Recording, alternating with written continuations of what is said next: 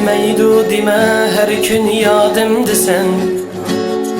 İstemesem rencip yürüme yanımdı sen.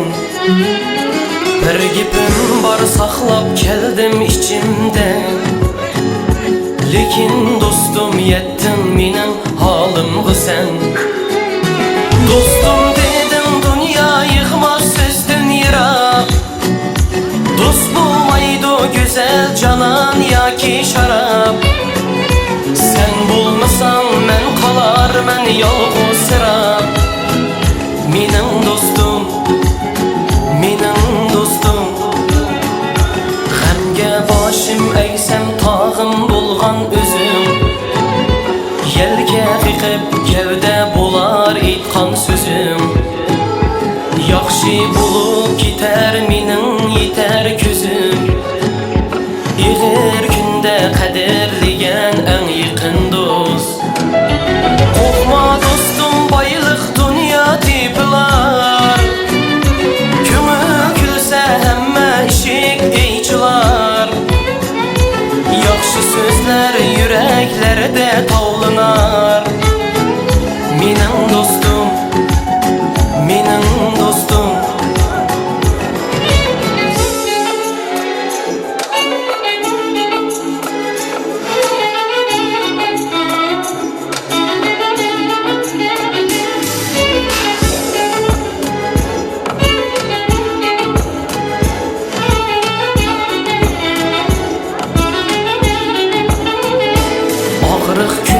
Qiynalsangmi xizmat qildim.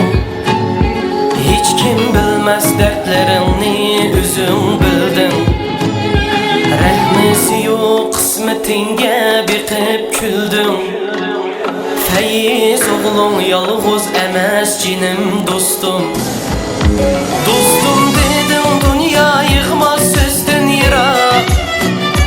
Do'st bo'lmaydi go'zal canan yoki sharap. Sen bulmasan men kalar men yolg'izsirab. Mening dostum, mening dostum.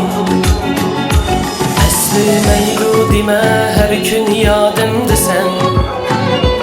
İstemesem rencip yürüme yanımdı sen.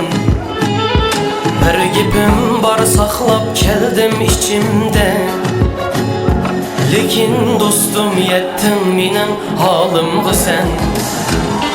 Qo'rqma dostum boylik dunyo tepilar. Ko'ngil kulsa hamma eshik echilar. Yaxshi so'zlar yuraklarda tovlanar. Mening dostum